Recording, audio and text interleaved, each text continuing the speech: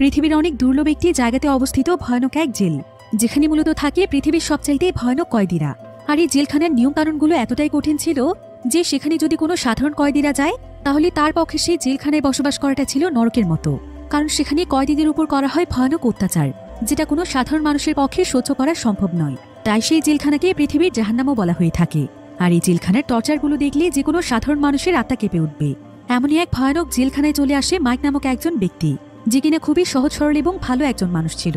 তবে এই জেলখানায় আসার পরই তার পুরো জীবনটাই যেন বদলে যায়। তার সাধারণ জীবনটা পরিণত হয়ে যায় জাহান্নামে।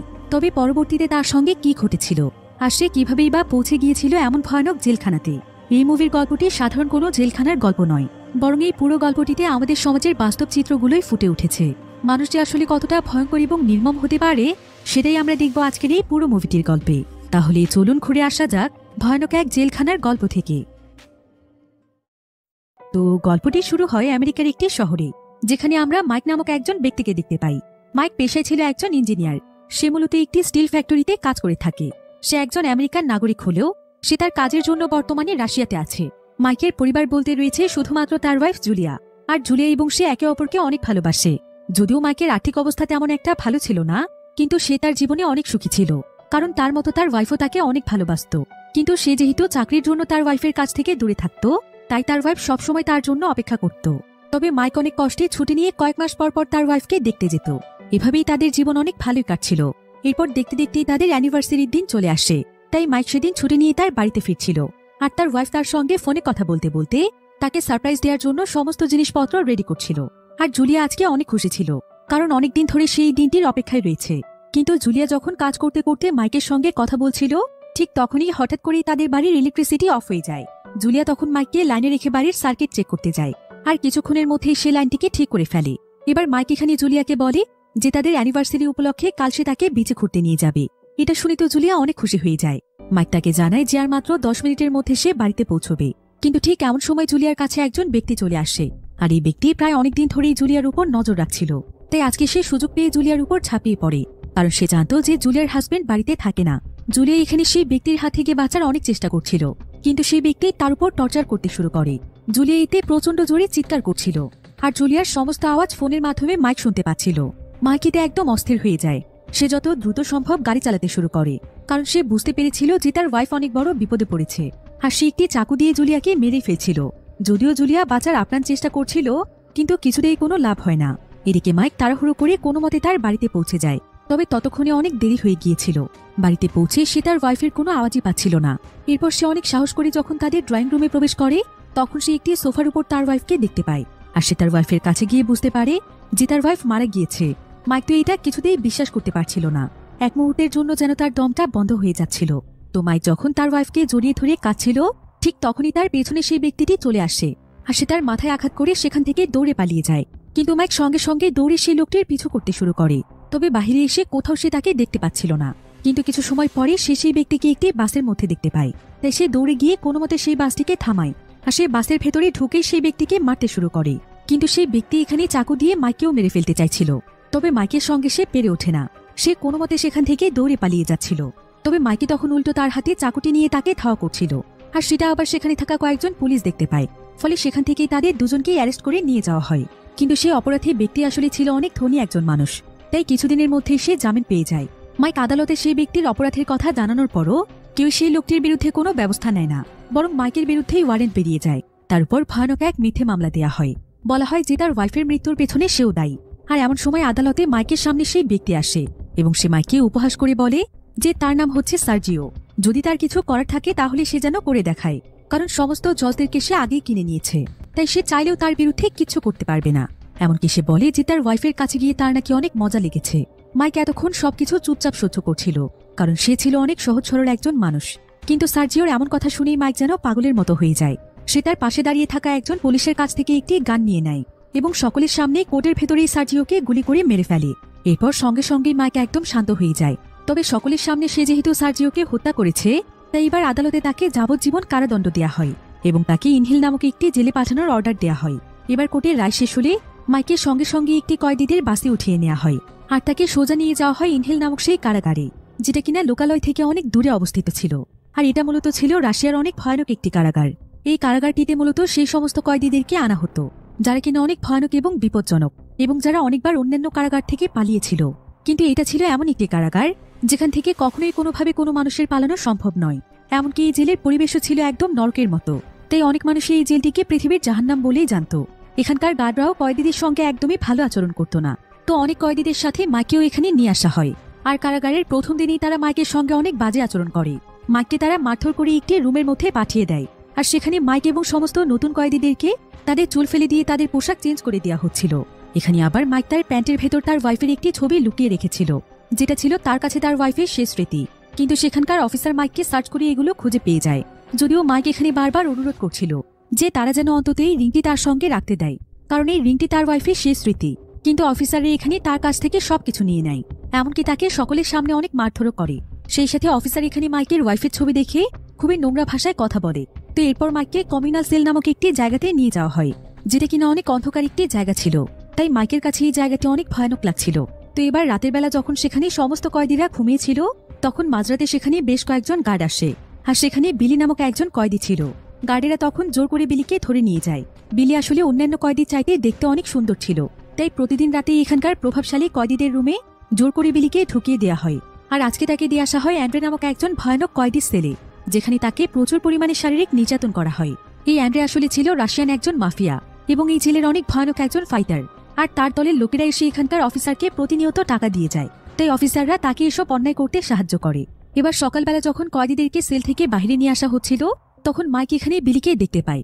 বিলি একটি জায়গাতে বসে কাঁদছিল, আর তার শরীরের বিভিন্ন জায়গাতে আঘাতের চিহ্ন ছিল। গতকাল রাতে সে আসলে বিলির চিৎকারের আওয়াজ শুনতে পেয়েছিল, কিন্তু সে বুঝতে পারছে না যে আসলে তার সঙ্গে কি হয়েছে। এদিকে কয়েদিদের লাইনের মধ্যে অ্যান্ড্রে নামক সেই কয়েদিটিও ছিল, আর সে এখানে মাইককে দেখে তাকে নিয়ে মজা করছিল। তাকে তার ওয়াইফের হত্যাকারী বলে খ্যাপাচ্ছিল, যেটা শুনে মাইক প্রচন্ড রেগে যায়। এমন সময় অ্যান্ড্রে তাকে ধাক্কা দিলে মাইকও তখন তার উপর আক্রমণ করে বসে। তারা কয়েদিদের লাইন ভেঙে সেখানে লড়াই শুরু করে। যদিও গার্ডরা তাদেরকে বারবার নিষেধ করছিল, কিন্তু এখানে কেউই কোনো কথা শুনছিল না। আর এমন সময় কয়েকজন গার্ড এসে মাইককে চেপে ধরে, তবে তারা অ্যান্ড্রেকে কিছুই বলে না। বরং এই লড়াইয়ের শাস্তি হিসেবে তারা মাইককে জেলে টর্চার সেলে পাঠিয়ে দেয়, যেটা কিনা ছিল জেলটির অনেক ভয়ানক একটি জায়গা। এমনকি সেখানে যে টয়লেট ছিল, সেই টয়লেটটিও ওভারফ্লো হয়ে বাহিরে টয়লেটে নোংরা পানি চলে আসছিল, যার ফলে দুর্গন্ধে সেই জায়গাতে মাইকের পক্ষে টেকাই যাচ্ছিল না। এমনকি সেখানে ঘুমানোর মতো উঁচু একটি জায়গা ছিল, যেখানে ঘুমানোটা ছিল অনেক বেশি কষ্টকর। তো এই টর্চার সেলে আসার পর মাইকে শুধুমাত্র একবার খাবার দেয়া হয়। এরপর প্রায় একটানা বেশ কয়েকদিন সময় পার হয়ে গেলেও তাকে আর কোনো খাবার পানি কিছু দেওয়া হচ্ছিল না। আর মাইকেও এখানে ক্ষুধার যন্ত্রণা সহ্য করতে না পেরে সে নিজেকে শেষ করে দেওয়ার সিদ্ধান্ত নেয়। তাছাড়া তার কাছে এখন বেঁচে থাকার মতো কোনো কারণও ছিল না। সে যাকে নিজের জীবনের চাইতে বেশি ভালোবাসত, সেই তো এখন তাকে ছেড়ে অনেক দূরে চলে গিয়েছে। তাহলে সে বেঁচে থেকেই বা কি করবে? তাই সে তার শার্টটি খুলে সেটার মাধ্যমেই মরার চেষ্টা করছিল, কিন্তু এতেও সে ব্যর্থ হয়ে যায়, কারণ তার শার্টটি অনেক বেশি নর্মাল একটি কাপড়ের ছিল। তাই সে মরার জন্য সেখানকার দেয়ালের সঙ্গে তার মাথায় বারবার আঘাত করছিল, কিন্তু এত কিছুর পরও মৃত্যু যেন তার কাছেই আসছিল না। এসবে ক্লান্ত হয়ে যখন সে সেখানে বসেছিল, ঠিক তখনই সে সেখানে খুব সুন্দর একটি প্রজাপতি দেখতে পায়। আর প্রজাপতিটি দেখে মাইকের কাছে মনে হয় যে এটা হয়তো তার ওয়াইফেরই আত্মা, যে কিনা এখনো তার সঙ্গেই রয়েছে। তাই এখানে মাইকের তার ওয়াইফের সুন্দর কিছু স্মৃতি মনে পড়ছিল, যেখানে তার ওয়াইফ তাকে বলেছিল যে সে তাকে সবসময় সুখী দেখতে চায়, তার মুখে সবসময় হাসি দেখতে চায়, এবং সে চায় যে মাইক অনেক ভালোভাবে পৃথিবীতে বেঁচে থাকুক। তো তার ওয়াইফের কথা মনে পড়তেই মাইক যেন তার মাঝে বেঁচে থাকার অনুপ্রেরণা পায়। সে সিদ্ধান্ত নেয় যে সে আর কোনোদিনও নিজে থেকে মরতে চাইবে না। আজকে সকালে তাকে সেখানে অল্প কিছু খাবার দেওয়া হয়েছিল, যাতে সে কোনো মতে বেঁচে থাকে।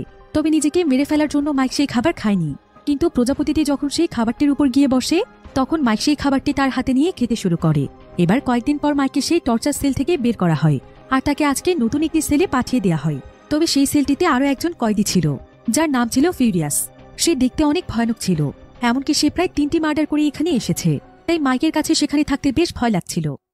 তো মাইককে এখানে একজন অফিসার বলে যে মাইক চাইলে তারা তাকে এই সেলটি পরিবর্তন করে দিতে পারবে, কিন্তু এর বিনিময়ে মাইককে টাকা দিতে হবে। তবে মাইকের কাছে যেহেতু কোনো টাকাই ছিল না, তাই সে এই সেলটিতেই থাকতে চায়। তবে সেলে প্রবেশ করে সে একদম চুপচাপ ছিল। সে আসলে এমন কিছু করতেই চাইছিল না যাতে ফিউরিয়াসের সঙ্গে তার ঝামেলা হয়, বরং সে চুপচাপ সেখানে গিয়ে তার বিছানায় শুয়ে পড়ে। তবে ফিউরিয়াসকে দেখে মাইকের কাছে তেমন একটা খারাপ মনে হয় না, কারণ ফিউরিয়াস একদম চুপচাপ ছিল, আর সে নিজের মতোই সেখানে সময় কাটাতো। এমনকি সে প্রায় সবসময়ই বই পড়তে ব্যস্ত থাকত। মাইক তার সামনে দিয়ে চলাচল করলেও সেদিকে সে খুব একটা মনোযোগ দিত না। তো এভাবেই এই সেলে মাইকের প্রায় বেশ কয়েকদিন সময় পার হয়ে যায়, কিন্তু এখন পর্যন্ত ফিউরিয়াস তার সঙ্গে একটি কথাও বলেনি। তবে অন্যদিকে আস্তে আস্তে মাইকের সঙ্গে বিলি নামক সেই কয়েদির পরিচয় হয়। সে বিলির কাছ থেকে সবকিছু জানতে পারে, যে বিলির সঙ্গে আসলে কি কি ঘটছে। আসলে এখানকার প্রায় সমস্ত কয়েদি রাশিয়ান ছিল, কিন্তু বিলি এবং সে ছিল আমেরিকান। তো মাইক যখন বিলির সঙ্গে কথা বলছিল, ঠিক তখনই তাদের কাছে হুইল চেয়ারে বসা একজন কয়েদি আসে, যার নাম হচ্ছে হেনরি। সেও ছিল তাদের মতোই আমেরিকান, তাই সে এসে তাদের সঙ্গে অনেক গল্প করে। তবে হেনরি ছিল অনেক পুরনো একজন কয়েদি, তাই জেলের আনাচে কানাচে যা কিছু রয়েছে সবকিছু হেনরি জানত। মাইক তখন হেনরি এবং বিলির সঙ্গে জেলের ব্যাপারেই কথা বলছিল, আর এখানেই তাদের তিনজনের মধ্যে অনেক ভালো বন্ধুত্ব হয়ে যায়। আর হেনরির কাছ থেকে তারা জানতে পারে যে অ্যান্ড্রে নামক যে কয়েদি বিলিকে এভাবে টর্চার করছে, সেই কয়েদি আসলে মূলত এই পুরো জেলটিকেই কিনে নিয়েছে। তার ইশারাতেই এখানকার সবকিছু পরিচালিত হয়। সে রাশিয়ার অনেক কুখ্যাত একজন ধনী মাফিয়া। হেনরি এখানে মাইককে একটি পরামর্শ দেয়। সে মাইককে বলে যে জেলের মধ্যে টাকা দিয়ে সবকিছু পাওয়া যায়, তাই বাহিরের মাইকের অ্যাকাউন্টে যদি কোনো টাকা পয়সা থেকে থাকে, তাহলে সে যেন কোনো মানুষের মাধ্যমে তার টাকা এখানে নিয়ে আসে এবং টাকাগুলোকে সাবধানে রেখে দেয়। তাহলে যে কোনো সময় সে যে কোনো বিপদ থেকে টাকা দিয়ে বাঁচতে পারবে। তো এবার সেদিন রাতের বেলা মাইক যখন ঘুমোচ্ছিল, তখন সে তার ওয়াইফকে নিয়ে সেদিন রাতে ভয়ানক স্বপ্ন দেখছিল, যে কিভাবে সেই নরপশু তার ওয়াইফের উপর ঝাঁপিয়ে পড়েছিল। তার ওয়াইফ আতঙ্কে এবং ভয়ে কতটা কষ্ট পেয়েছিল। আর এই সমস্ত দৃশ্য দেখতে দেখতে সে ঘুমের মধ্যেই চিৎকার করে উঠছিল, যেটা ফিউরিয়াসের কাছে একদমই ভালো লাগছিল না। ফিউরিয়াস তখন মাইকের কাছে এসে মাইকের মুখ চেপে ধরে। তবে ফিউরিয়াস এখানে তাকে আর তেমন কিছু বলে না, বরং সে তাকে একদম চুপচাপ থাকতে বলে। তবে মাইক এখানে অনেক বেশি ভয় পেয়ে গিয়েছিল। সে ভাবছিল ফিউরিয়াস তাকে মেরেই ফেলবে। তাছাড়া যেদিন থেকে সে সেলের মধ্যে এসেছে, সেদিন থেকে সে আতঙ্কে ঠিকমতো ঘুমোতে পর্যন্ত পারছে না, কারণ ফিউরিয়াস তার সেলের মধ্যে শব্দ একদমই পছন্দ করে না। তাই মাইক ভয়ে সেখানে নড়তে পর্যন্ত পারে না। তাই সেদিন কোনো মতে সকাল হয়ে যাওয়ার পর মাইক হেনরির কাছ থেকে কিছু টাকা ধার নেয়, আর সে সোজা সেখানকার অফিসারের কাছে যায়, যার উপর এখানকার সমস্ত কিছুর দায়িত্ব রয়েছে। মাইক তখন তার হাতে সেই টাকা দিয়ে তাকে বলে যে দয়া করে সে যেন তার সেলটি পরিবর্তন করে দেয়, কারণ ফিউরিয়াসের ভয়ে সে থাকতে পারছে না। ফিউরিয়াসকে দেখলেই তার অনেক ভয় লাগে, কিন্তু অফিসার এখানে তার কথা শুনে হাসে আর বলে, তোমার লজ্জা করলো না? সামান্য কিছু টাকা নিয়ে তুমি আমার কাছে এসেছো? এইটুকু টাকায় কোনো কাজ হবে না। তাই মাইক তখন মন খারাপ করে সেখান থেকে চলে আসে। আর সেদিন আবার তার সঙ্গে জ্যাক নামক একটি ছেলে দেখা করতে আসে। জ্যাক আসলে হচ্ছে তার ওয়াইফের ছোট ভাই।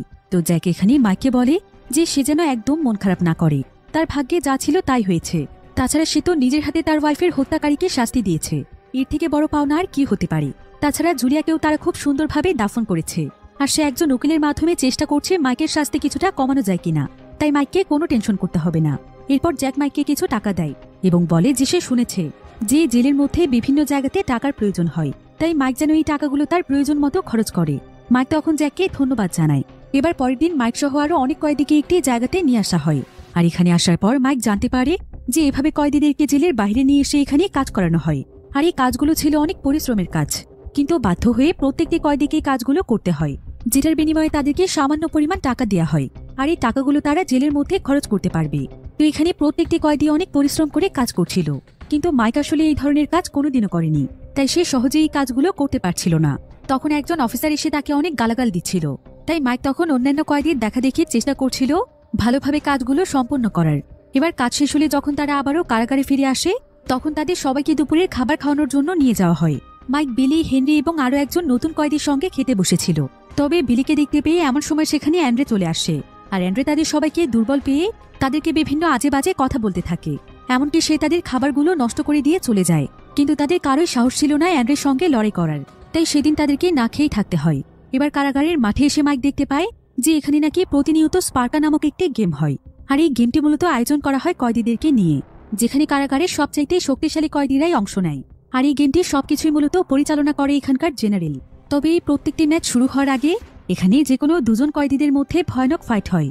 সেখানে অনেক বড় বড় ক্যাসিনো কোম্পানির মালিকেরা আসে এবং তারা এই কয়েদিদের উপর কোটি কোটি টাকা বাজি ধরে। এতে করে তাদেরও যেমন লাভ হয়, তেমন এখানকার কর্মরত প্রত্যেকটি অফিসারই লক্ষ লক্ষ টাকা উপার্জন করে। এটা মূলত ছিল কয়েদিদেরকে কাজে লাগিয়ে তাদের একটি বিজনেস।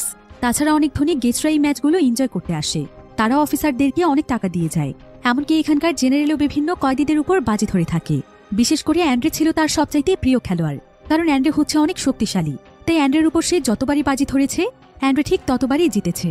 তো এবারও জেনারেল অ্যান্ড্রের উপরই বাজি ধরেছিল, আর অ্যান্ড্রেও এখানে মুহূর্তের মধ্যেই প্রত্যেকটি কয়েদিকে হারিয়ে দিচ্ছিল। তো পরপর কয়েকটি ম্যাচ জিতে যাওয়ার পর অ্যান্ড্রে বিলিকে তার সঙ্গে ফাইট করার জন্য অফার করে, কিন্তু বিলি তখন ভয় পেয়ে সঙ্গে সঙ্গে সেখান থেকে চলে যায়। তবে অ্যান্ড্রে যেহেতু প্রতিদিন রাতে বিলির উপর টর্চার করত, তাই বিলি আজকে তার মোকাবেলা করার সিদ্ধান্ত নেয়। সে তার টুথব্রাশটিকে ঘষে ঘষে ধারালো করে ফেলে। এরপর অফিসাররা যখন বিলিকে অ্যান্ড্রের কাছে দিয়ে আসে, বিলি তখন অ্যান্ড্রেকে তার তৈরি অস্ত্র দিয়ে আক্রমণের চেষ্টা করে, কিন্তু অ্যান্ড্রে তার সমস্ত প্ল্যান বুঝে যায়। সেই তখন উল্টো বিলিকে প্রচন্ড মারধর করে। এবার পরের দিন সকালে দেখা যায় যে মাইক এবং অন্যান্য কয়েদিরা যখন কাজ করছিল ঠিক তখনই সেখানে অ্যান্ড্রে এসে মাইককে ধাক্কা দেয় আর বলে যে মাইক নাকি তাকে এবং তার টিমকে অসম্মান করেছে, সে নাকি প্রত্যেকটি কয়েদির মতো তাকে রেসপেক্ট করে না। মাইক তখন এখানে প্রতিবাদ করে। সে অ্যান্ড্রেকে বলে যে বিনা কারণে সে কেন তার পেছনে লেগে আছে, সে তো তার কোনো ক্ষতি করেনি। কিন্তু অ্যান্ড্রে বলে মাইকের অ্যাটিটিউড তার পছন্দ নয়। যেখানে সমস্ত কয়েদিরা তার কথা মতো চলে সেখানে মাইক কেন নিজের মতো করে চলছে, মাইককেও তার কথা শুনতে হবে। এসব বলতে বলতে অ্যান্ড্রে এখানে মাইকের গায়ে হাত তুলছিল।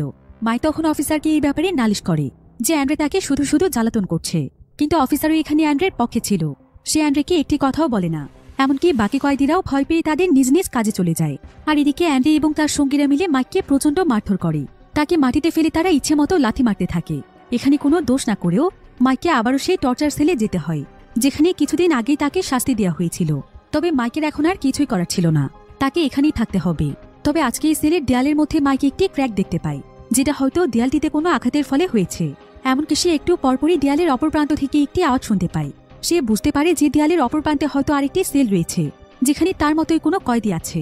সেই কয়েদি আবার মাইকের রেসপন্স পাওয়ার জন্য হাত দিয়ে ওয়ালের মধ্যে কয়েকবার আঘাত করে, যেটা শুনে মাইকও ওয়ালে আঘাত করলে সেই কয়েদিও তখন রেসপন্স করে। তবে মাইক এখানে সেই কয়েদির সঙ্গে কথা বলার চেষ্টা করছিল, কিন্তু সেই কয়েদি হয়তো তার কোনো কথা শুনতে পায় না। এভাবেই প্রায় 2 সপ্তাহ সময় পার হয়ে যায়। আর এই সময়ের মধ্যে মাইক অনেকবার সেই কয়েদির সঙ্গে কথা বলতে চাইছিল, কিন্তু তাদের ভেতর শুধুমাত্র দেয়ালে আঘাত করেই কথা হতো, মুখ দিয়ে কেউ কিছু বলতো না। মাইকের কাছে মনে হয় দেয়ালটি অনেক মোটা হওয়ার কারণে তারা একে অপরের কোনো আওয়াজ শুনতে পায় না। তবে এভাবে দেয়ালের আঘাতের মাধ্যমে এতগুলো দিনই তারা যেন দুজন দুজনের বন্ধু হয়ে যায়। এবার পরের দিন মাইকের শাস্তি শেষ হয়, তাকে টর্চার সেল থেকে আবারও বের করে আনা হয়। এরপর মাইক যখন তার সেলে যাচ্ছিল ঠিক তখনই তার কাছে আবারও অ্যান্ড্রে চলে আসে। অ্যান্ড্রে এখানে আবারও তাকে জ্বালাতন করতে শুরু করে। অ্যান্ড্রে বলে যে মাইক যদি এরপর থেকে তার কোনো কথা অমান্য করেছে আর তাকে কোনোভাবে অসম্মান করেছে তাহলে সে তাকে সারা জীবনের জন্য টর্চার সেলে পাঠিয়ে দেবে। তবে মাইক এখানে তাকে আর একটি কথাও বলে না, বরং সে তার কথা ইগনোর করে দ্রুত তার সেলে চলে আসে, যেখানে আজকে ফিউরিয়াস ছিল না। তাই এখানে ফিউরিয়াসের যে বইগুলো ছিল মাইক চুপচাপ সেখানে সময় কাটানোর জন্য ফিউরিয়াসের বইগুলো পড়ছিল। কিন্তু এমন সময় সেখানে ফিউরিয়াস চলে আসে, যেটা দেখে মাইক অনেক বেশি ভয় পেয়ে যায়। আর সে ফিউরিয়াসকে বলে যে তার বই নাকি একটু ধুলো পড়েছিল, সে সেটাই পরিষ্কার করছিল। একথা শুনে ফিউরিয়াস আর তাকে কিছুই বলে না। এবার রাতের বেলা মাইক তার সঙ্গীদের সঙ্গে ডিনার করতে যায়, আর প্রতিবারের মতো আবারও সেখানে অ্যান্ড্রে চলে আসে এবং সে এখানে মাইককে অনেক আজে বাজে কথা বলতে থাকে। তবে মাইক তো সবকিছু চুপচাপ সহ্য করছিল। কিন্তু কিছুক্ষণ পরেই অ্যান্ড্রে বলে, আমি শুনেছি তোমার ওয়াইফকে নাকি ধর্ষণ করা হয়েছে। তবে যাই বলো না কেন, আমি তোমার ওয়াইফের ছবি দেখেছি, শুধু সেই ধর্ষণকারী কেন, তোমার ওয়াইফকে দেখলে কোনো পুরুষেরই মাথা ঠিক থাকার কথা না। তবে এই কথা শুনেই মাইক যেন একদম পাগলের মতো হয়ে যায়। সে তো এমনিতেই তার ওয়াইফের কথা চিন্তা করতে করতে অনেক ডিপ্রেসড হয়ে গিয়েছে, তার উপর আবার নিজের ভালোবাসার মানুষকে এত নোংরা কথা বলায় সে অ্যান্ড্রের মতো শক্তিশালী মানুষকেও ইচ্ছে মতো মারতে থাকে, কেউ তাকে থামিয়ে রাখতে পারে না। সে অ্যান্ড্রের অবস্থা একদম খারাপ করে দেয়, যার ফলে মাইককে আবারও সেই টর্চার সেলে পাঠিয়ে দেওয়া হয়। এবার বেশ কিছুদিন পর দেখা যায় যে হঠাৎ করে জেলের বাহিরের একটি জায়গাতে অনেক ভয়াবহ একটি মাইন বিস্ফোরণ হয়, যার ফলে সেখানকার মাটির মধ্যে বিশাল বড় একটি গর্ত তৈরি হয়ে যায়। আর এই সুযোগকে কাজে লাগায় বিলি। বিলি তখন আস্তে আস্তে জেলের ভেতর থেকে গর্তটিকে বড় করে একদিন সেই গর্তের মাধ্যমে জেল থেকে পালিয়ে যাওয়ার চেষ্টা করছিল। তার সঙ্গে ছিল আরো একজন কয়েদি। তো তারা দৌড়ে পালানোর সময় একজন অফিসার তাদেরকে দেখে ফেলে, আর সে সঙ্গে সঙ্গে সেই লোকটিকে গুলি করে মেরে ফেলে। তবে বিলি কোনোভাবে বেঁচে গেলেও সেই অফিসার তাকে ধরে আবারও জেলখানাতে নিয়ে আসে। আর জেনারেল এখানে তাকে শাস্তি হিসেবে সেদিন রাতে প্রত্যেকটি হিংস্র কয়েদিদের রুমে দিয়ে আসে এবং প্রত্যেকের কাছ থেকে টাকা নেয়। অন্যদিকে আমরা মাইককে দেখতে পাই। মাইক এখন অনেক বেশি স্ট্রং হয়ে গিয়েছে। সে আসলে ভালোভাবেই বুঝতে পেরেছে যে এভাবে দুর্বল হয়ে থাকলে সেই জেলে টিকতে পারবে না, কারণ এখানে শুধুমাত্র শক্তিশালী কয়েদিদের রাজত্ব চলে। তাই সেবার মনে মনে প্রতিজ্ঞা করেছে যে সেই এখন হবে জেলের সবচাইতে ভয়ানক কয়েদি, যার ভয়ে সবাই কাবু হয়ে থাকবে। এ কারণে টর্চার সেলেই মাইক নিজেকে স্ট্রং বানানোর ট্রেনিং শুরু করে দেয়। সে প্রতিনিয়ত বিভিন্ন ধরনের কঠিন কঠিন ব্যায়াম করে তার শরীরের প্রত্যেকটি মাসলকে অনেক স্ট্রং বানাতে থাকে। টর্চার সেলের বিভিন্ন ছোটখাটো জিনিসকে কাজে লাগিয়ে সে খুব ভালোভাবেই নিজেকে শক্তিশালী বানানোর ট্রেনিং করতে পারছিল। এভাবেই প্রায় বেশ কিছুদিন সময় পার হয়ে যায়। এরপর মাইকে যখন টর্চার সেল থেকে বের করে আনা হয়, মাইক তখনও তার ট্রেনিং চালিয়ে যাচ্ছিল। বিভিন্ন ভারী ভারী জিনিস দিয়ে সে ট্রেনিং করত। এমনকি ফিউরিয়াস যখন ঘুমিয়ে থাকতো তখনও মাইক তাদের বিছানাকে কাজে লাগিয়ে কোনো শব্দ না করে ট্রেনিং করত। এভাবেই দিনের পর দিন সে অনেক শক্তিশালী হয়ে যাচ্ছিল।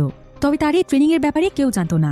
এমনকি মাইককে যখন কয়েদিদের সঙ্গে মাঠে কাজ করতে নিয়ে যাওয়া হতো, মাইক তখন ইচ্ছে করেই সবচাইতে কঠিন কাজটি করতে চাইত।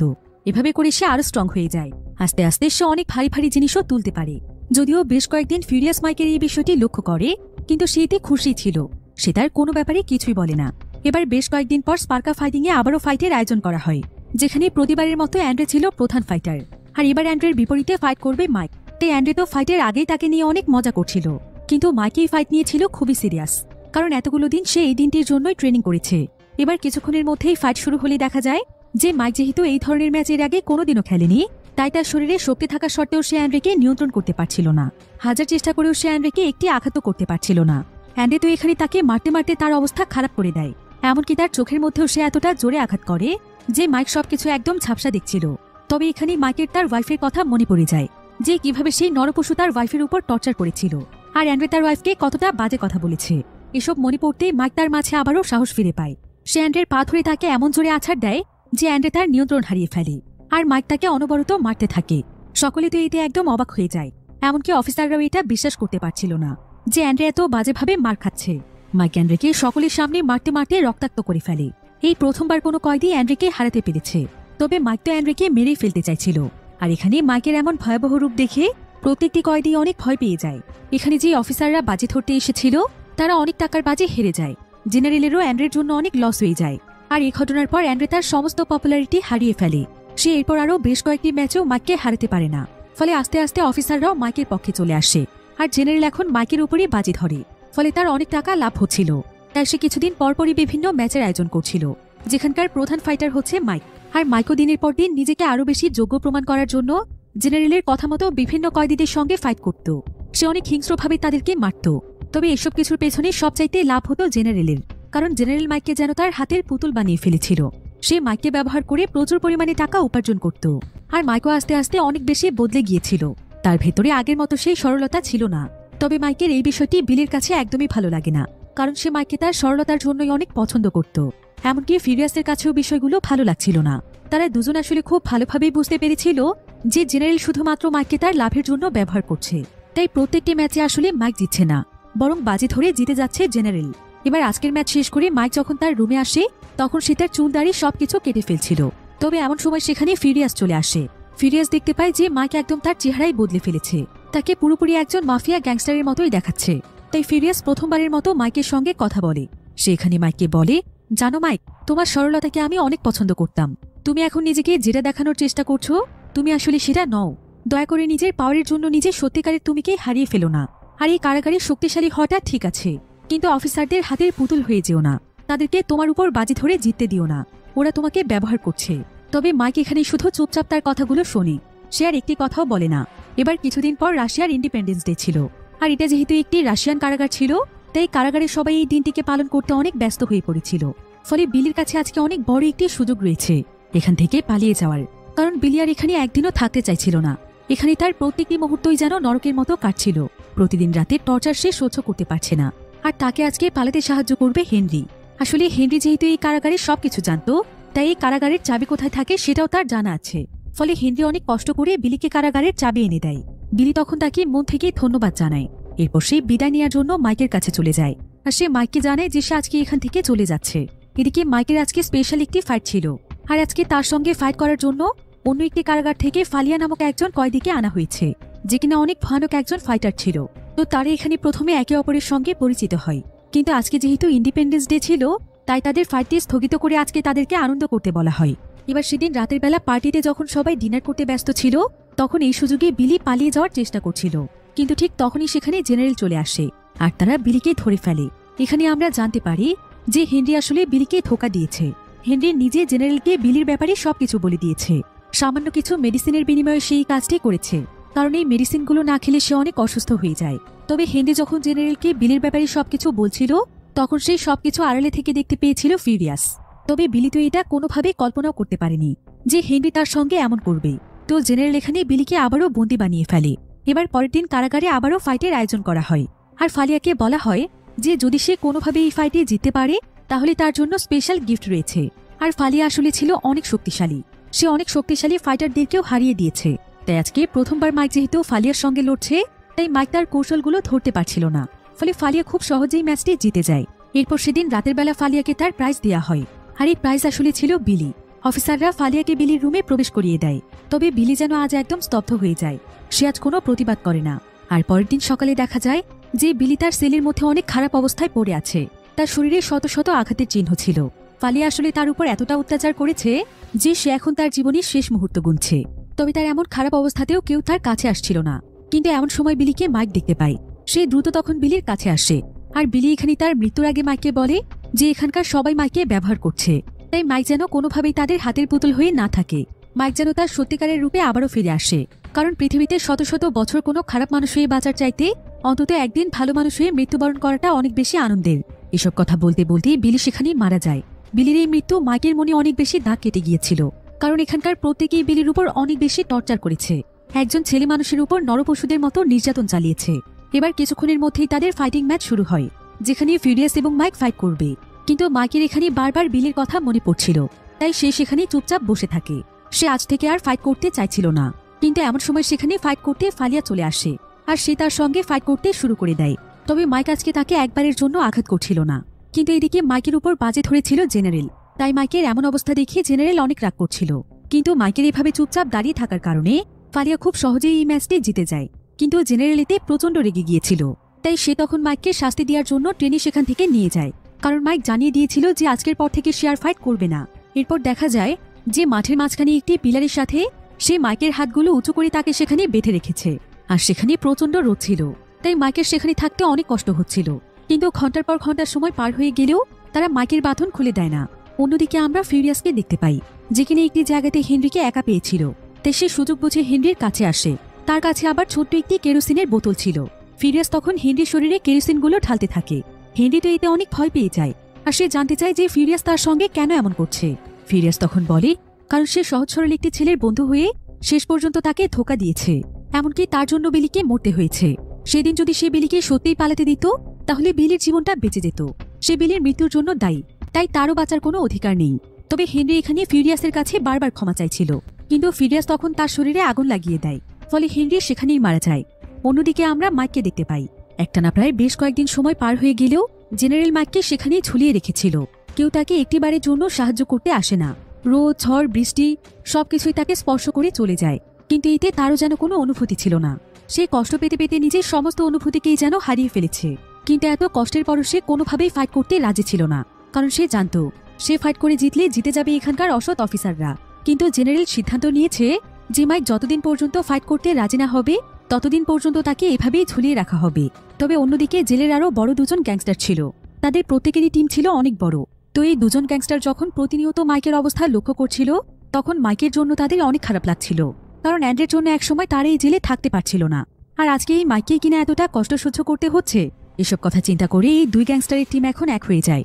এবার পরের ম্যাচে যখন তাদেরকে ফাইট করতে বলা হয় তখন তারা দুজনেই এখানে জানিয়ে দেয় যে তাদের বিনোদন এবং টাকা উপার্জনের জন্য তারা নিজেদের মধ্যে আর ফাইট করবে না। এসব কথা শুনে অফিসাররা অনেক দুশ্চিন্তায় পড়ে যায়, কারণ এখন কোনো কয়েদি তাদের কথা শুনতে চাইছিল না। তাই তারা চাইলেও এখন প্রত্যেকটি কয়েদিকে মাইকের মতো শাস্তি দিতে পারবে না। তবে কয়েদিদের এমন সিদ্ধান্তে অফিসার এবং জেনারেল সহ সবাই অনেক বেশি ক্ষিপ্ত হয়ে গিয়েছিল, কারণ তারা কেউ যদি ফাইট না করে তাহলে তো তারা আর টাকা উপার্জন করতে পারবে না। এখন কয়েদিদের এমন বিদ্রোহ দেখে তাদের হেড অফিসার জেনারেলকে অর্ডার দেয় মাইককে যাতে মুক্ত করে দেয়া হয়। এরপর জেনারেল তখন মাইককে মুক্ত করে কারাগারের হসপিটালে পাঠিয়ে দেয়, কারণ তার শরীরের অবস্থা অনেক খারাপ ছিল। তবে অসুস্থ অবস্থায় মাইক বারবার তার ওয়াইফকে দেখতে পাচ্ছিল, যেখানে তার ওয়াইফ তাকে বলে যে মাইক এখন একদম সঠিক রাস্তায় আছে, আর তার ওয়াইফ মাইকের জন্য অনেক প্রাউড ফিল করছে, যেটা শুনে মাইক তার মনে অনেক শান্তি পায়। এবার মাইক সুস্থ হয়ে যাওয়ার পর তাকে তার সেলে ফিরিয়ে আনা হয়। এরপর একদিন রাতের বেলা দেখা যায় যে মাইকের সেলের ব্লকের মধ্যে হেড অফিসার আসে, যার নাম হচ্ছে রুশ। রুশ আসলে মাইকের উপর অনেক ক্ষিপ্ত হয়েছিল, কারণ মাইকের জন্য সমস্ত কয়েদিরা এখন তাদের বিরুদ্ধে চলে গিয়েছে। তো অফিসার রুশ এখানে এসে মাইককে বলে যে তাকে এখন তার জীবনের শেষ একটি ফাইট করতে হবে, আর সে চাইলেও এখন এই ফাইট থেকে দূরে সরতে পারবে না, কারণ সেটার জন্য তারা সমস্ত ব্যবস্থা আগে করে রেখেছে। যে সমস্ত কয়েদিরা মাইকের পক্ষে ছিল তাদের সবাইকেই তারা তাদের সেলে লক করে দিয়েছে। এদিকে মাইকের এখানে কোনো কিছু বলার আগেই অফিসাররা সেখানে মিলাক নামক একজন কয়েদিকে নিয়ে আসে, যে কিনা দেখতে একদম দানবের মতো ছিল, এবং এই কয়েদি ছিল অনেক বেশি হিংস্র। আসলে তার মানসিক সমস্যা ছিল, আর সে তার সামনে যাকেই পেত তার উপরে খুবই ভয়ানকভাবে হামলা করত। এমনকি সে প্রায় 2 টন পর্যন্ত ওজন এক হাতেই তুলে ফেলতে পারত। তাই অফিসাররা তাকে এতদিন আলাদা একটি সেলের মধ্যে বন্দী করে রেখেছিল, আর যখনই কোনো কয়েদিকে মারতে হয় তখনই তারা মিলাকের মাধ্যমে তাকে মেরে ফেলে। তো অফিসাররা মিলাককে মাইকের সামনে ছেড়ে দিয়ে দূরে চলে যায়। মাইক তো এখানে মিলাককে দেখে অনেক ভয় পেয়ে গিয়েছিল, আর মিলাকও সঙ্গে সঙ্গে গিয়ে মাইকের উপর হামলা করে।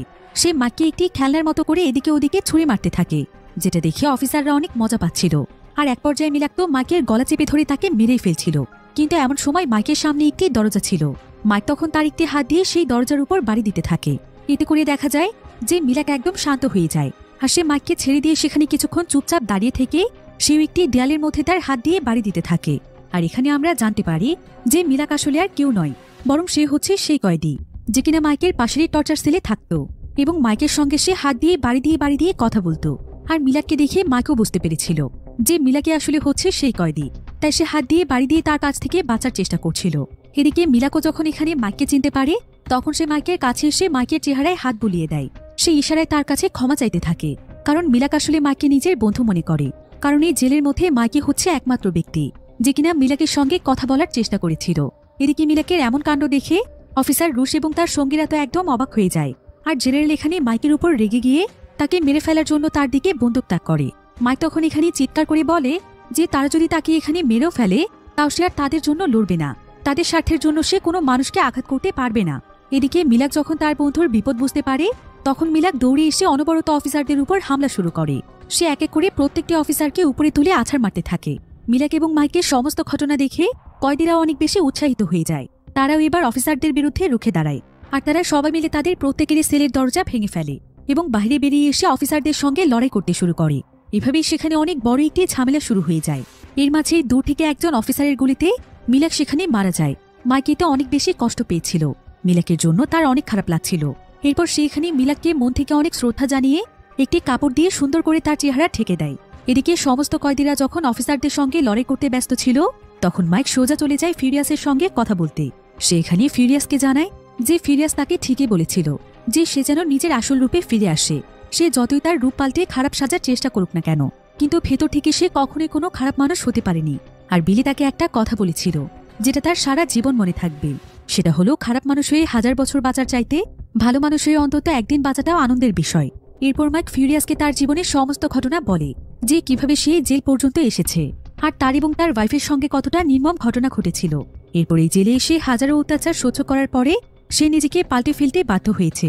মাইকের কথা শুনে ফিউরিয়াস অনেক ইমোশনাল হয়ে যায়। ফিউরিয়াস বলে যে তাকে দেখে অনেক খারাপ একজন মানুষ মনে হলেও প্রকৃত অর্থে সে অনেক নরম মনের একজন মানুষ, আর সেও কখনো অন্যায় সহ্য করতে পারে না। এরপর ফিউরিয়াস মাইককে আরো বলে যে সে চায় মাইক যেন আগের মতোই তার স্বাভাবিক জীবনে ফিরে যায়, আগের মতোই সহজ সরল একজন মানুষ হয়ে জীবনযাপন করে। তাই মাইক চাইলে সে তাকে এখান থেকে পালাতে সাহায্য করতে পারে।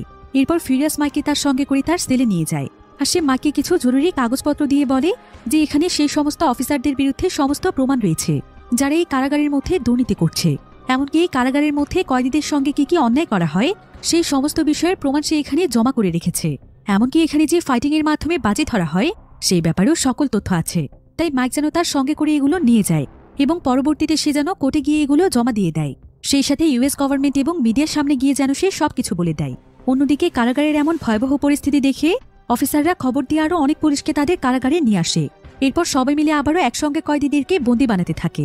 ফলে মাইকের কাছেও পালানোর মতো আর কোনো সুযোগ থাকে না। কিন্তু ফিউরিয়াস একটি প্ল্যান তৈরি করে ফেলেছিল। ফিউরিয়াস এখানে মাইককে বলে যে মাইককে অফিসারদের কাছে গিয়ে শেষবারের মতো ফাইট করতে রাজি হতে হবে, যাতে করে যখন ফাইট শুরু হবে তখন সমস্ত অফিসারদের মনোযোগ ফাইটের দিকেই থাকে, আর এদিকে সে সবকিছু ম্যানেজ করে ফেলবে। তো প্ল্যান মোতাবেক মাইকও ফাইট করতে রাজি হয়ে যায়। তাই পরের দিনই ফালিয়ার সঙ্গে তার ফাইট শুরু হয়। প্রতিবারের মতো মাইক অনেক ভালো ফাইট করছিল, আর আজকের আঘাতে ফালিয়ার কাঠের হাড় ভেঙে যায়। তাই ফালিয়া মাইকের উপর প্রচন্ড রেগে যায়। ফলে সে তার জুতোর মধ্য থেকে লুকোনো একটি চাকু বের করে মাইকে সেটা মারতে গেলে চাকুটি একটি রাশিয়ান গ্যাংস্টারের শরীরে গিয়ে লাগে। ফলে জেলের মধ্যে আবারও লড়াই শুরু হয়ে যায়। ফলে তারা আজকে মাইকে মেরে ফেলার সিদ্ধান্ত নেয়। তাই জেনারেল তখন মাইকে নিয়ে কারাগারের একটি গ্যারেজে চলে যায়, যেখানে কখনো কোনো মানুষ প্রবেশ করতে পারে না। তবে ফিউরিয়াস আগে থেকে সেই গ্যারেজে যাওয়ার রাস্তা জানত। তাই মাইকে নিয়ে যাওয়ার সঙ্গে সঙ্গে ফিউরিয়াস একটি গোপন রাস্তা দিয়ে সেই গ্যারেজের ভেতরে চলে যায়, আর সে পেছন থেকে জেনারেল এবং তার সঙ্গীর উপর হামলা করে। সে তাদের মাথায় আঘাত করায় তারা সেখানে অজ্ঞান হয়ে যায়। এরপর ফিউরিয়াস মাইককে একজন অফিসারের পোশাক পরে ছদ্মবেশ নিতে বলে। মাইক তখন সেটাই করে, আর সে জেনারেলের হাত থেকে তার ওয়েডিং রিংটিও নিয়ে নেয়, যেটা জেনারেল প্রথম দিনই তার কাছ থেকে ছিনিয়ে নিয়েছিল। এবার মাইক এখান থেকে পালিয়ে যাওয়ার আগে সে ফিউরিয়াসকেও তার সঙ্গে যেতে বলে, কিন্তু ফিউরিয়াস তখন তাকে জানায় যে সে চাইলেও এখন তার সঙ্গে যেতে পারবে না, কারণ এই জেলের মধ্যে তার আরও গুরুত্বপূর্ণ একটি কাজ আছে, সেটা শেষ করে সে এখান থেকে পালিয়ে যাবে। এরপর ফিউরিয়াসের প্ল্যান মোতাবেক মাইক জেনারেলের ছদ্মবেশে সোজা গিয়ে জেনারেলের গাড়িতে বসে পড়ে, আর খুব সহজেই সে জেল থেকে বেরিয়ে আসে। অন্যদিকে ফিউরিয়াস সোজা চলে যায় হেড অফিসারের রুমে, অর্থাৎ রুশ নামক সেই অফিসারের কাছে। সে সেখানে গিয়ে রুশের জিপ টেনে ছিঁড়ে ফেলে, আর সে তাকে সেখানে মেরে ফেলে। কারণ তার জন্যই তার পুরো পরিবারের সবাই মারা গিয়েছে। তার জীবনটাই রুশি নষ্ট করেছিল। আর রুশির মৃত্যুর খবর পেয়ে সেখানে অন্যান্য পুলিশেরা আসলে ফিরিয়াস নিজেই এখানে আত্মসমর্পণ করে, কারণ তার প্রতিশোধ পূরণ হয়েছে। অন্যদিকে আমরা মাইককে দেখতে পাই। মাইক ইউএস গভর্নমেন্ট অফিসের একদম সামনে চলে এসেছিল। সে তার স্বাধীন জীবনে ফিরতে পেরে অনেক খুশি ছিল। মাইক সেদিনই সেই জেলের বিরুদ্ধে সমস্ত প্রমাণ কোর্টে গিয়ে জমা দেয়, আর মিডিয়ার সামনেও জেলটি সম্পর্কে সবকিছু এক্সপোজ করে দেয়। এভাবেই প্রায় 3 মাস সময় পার হয়ে যায়। জেলের বিরুদ্ধে সমস্ত তথ্যই প্রমাণ হয়ে যাওয়ার কারণে জেলটিকে সারা জীবনের জন্য বন্ধ করে দেওয়া হয় এবং সমস্ত অফিসারদেরকে চাকরি থেকে বের করে দেওয়া হয়। আর মাইক যেহেতু সেই ধর্ষণকারীকে তার ওয়াইফের মৃত্যুর জন্যই খুন করেছিল, তাই মাইককে তার সমস্ত সাজা মাফ করে দেওয়া হয়। মাইক আবারও তার খুব সাধারণ জীবনযাপনে ফিরে আসে, ঠিক যেমনটা তার ওয়াইফ জুলিয়া সব সময় চাইত। আর এমনই একটি সুন্দর মুহূর্তের মাধ্যমে গল্পটি এখানেই শেষ হয়ে যায়।